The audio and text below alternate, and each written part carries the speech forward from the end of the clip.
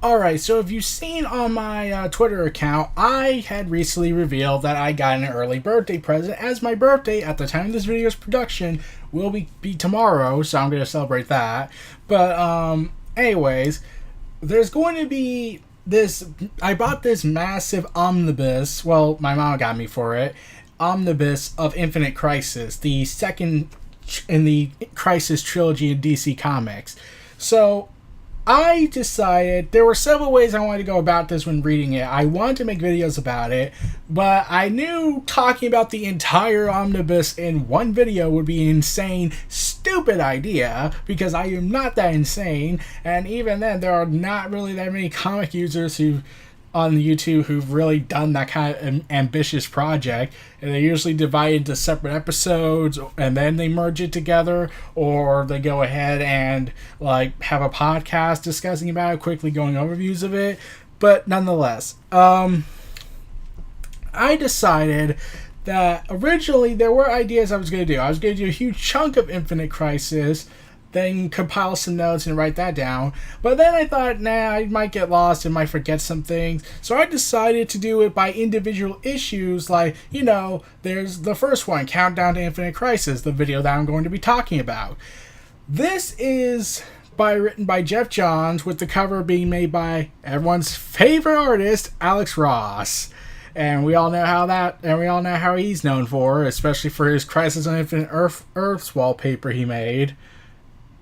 But I digress on that. This is a story that focuses mostly on Ted Kord, the second Blue Beetle, who I learned about in Linkara's various retrospectives about him. Yeah, this is where I'm getting my information from comics, either from Comic Explain, Comic Storian, or Linkara, when he makes those retrospective videos. Because there are certain characters I do not know, like Maxwell Lord, who's in this segment.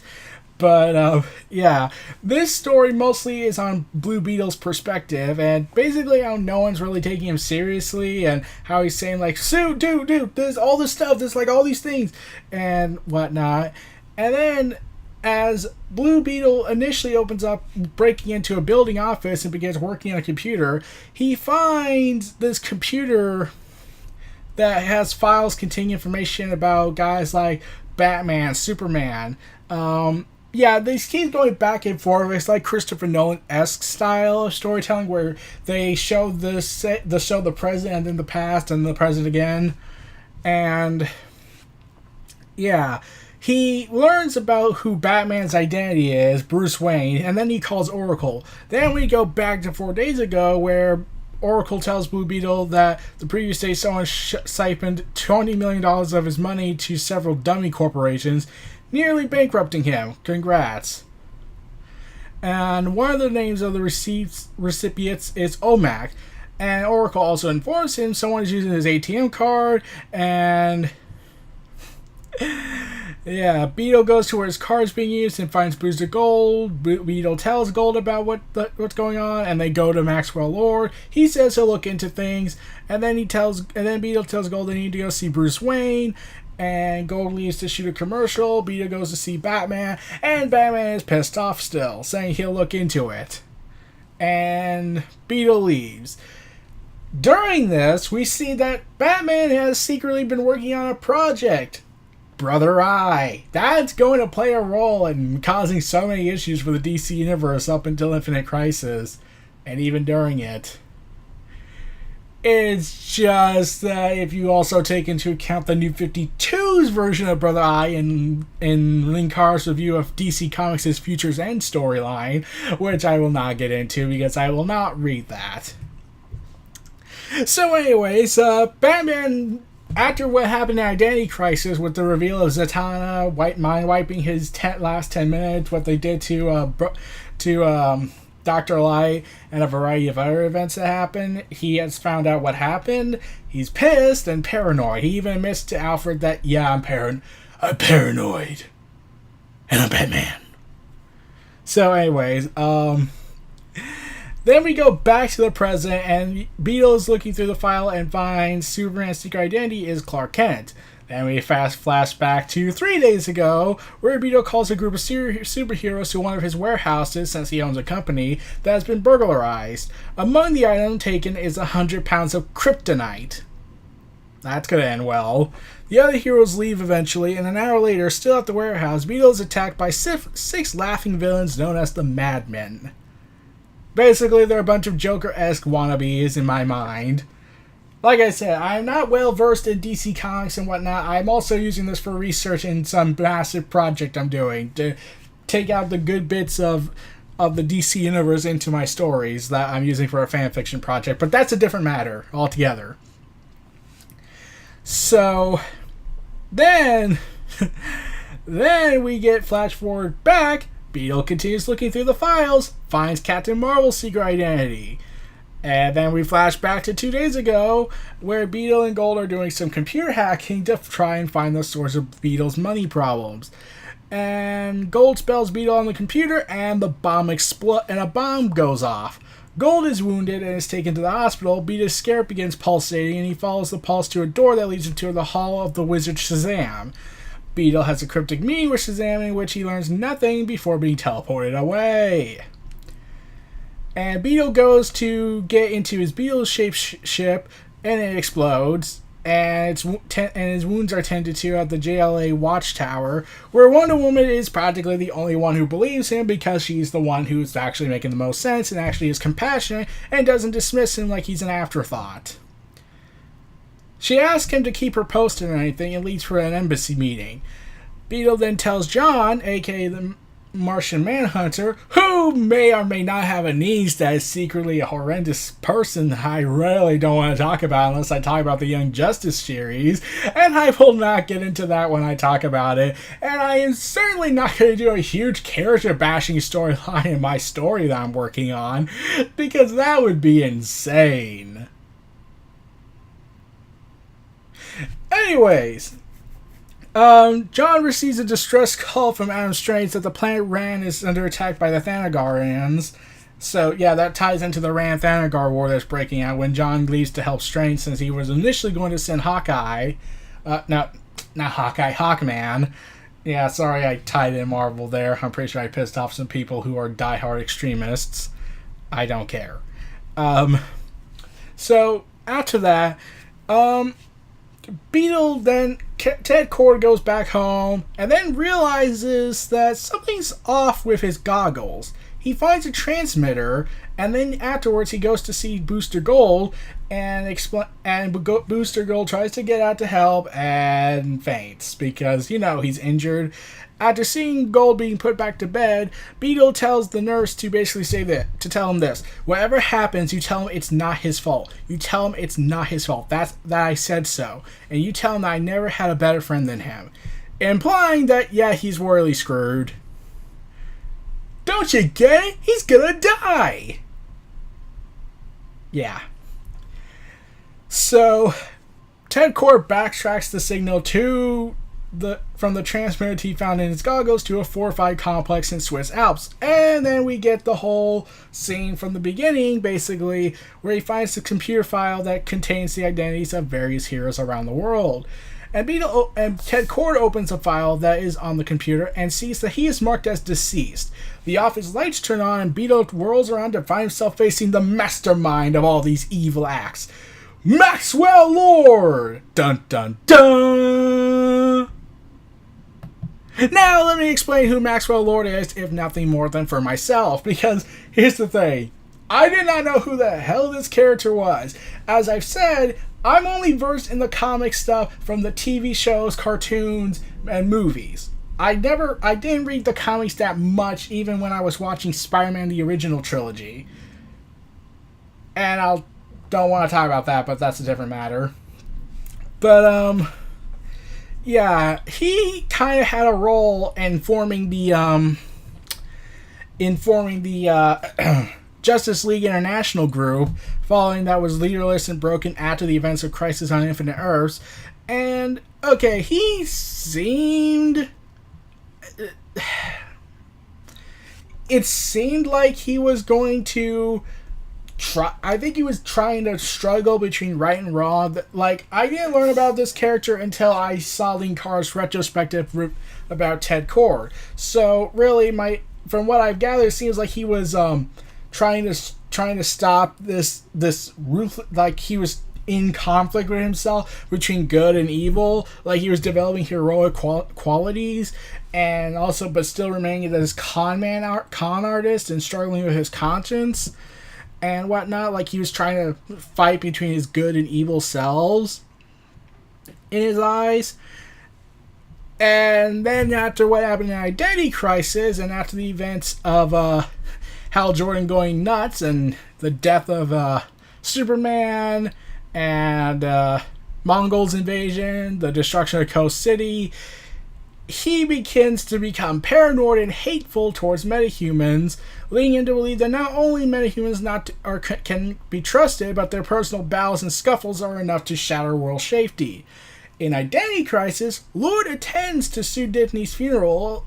I will go into that when I finish that comic, because I'm reading that, and speaks to Booster Gold, further denting his already dwindling faith in superheroes.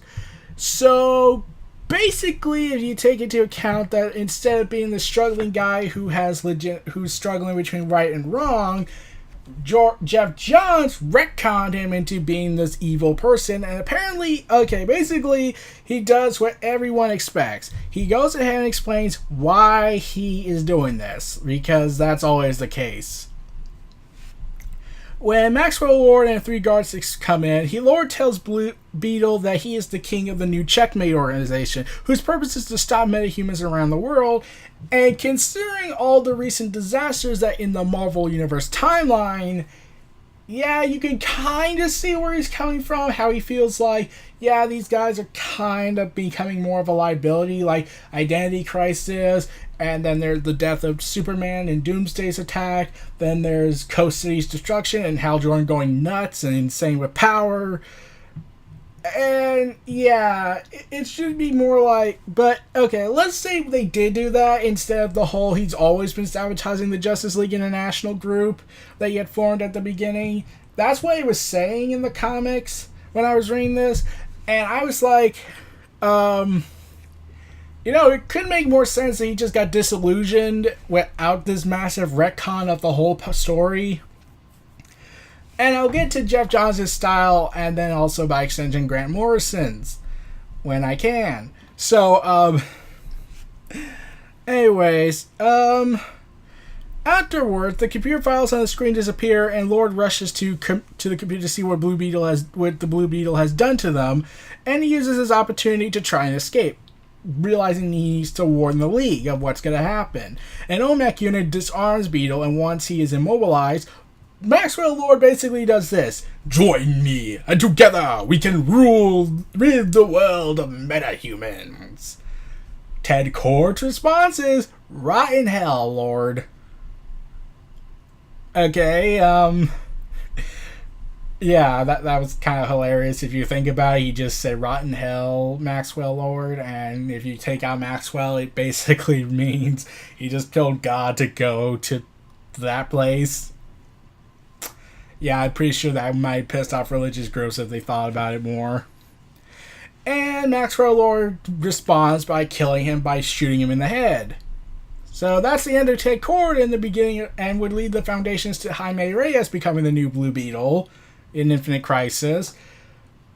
But as I was saying, the Countdown to Infinite Crisis story, which was an 80-page comic, I actually thought it was good. Now, this leads into the major thing that I noticed when I was rereading certain aspects and looking at Lean Carr's videos and looking at Comics Explained videos about Jeff Johns' work.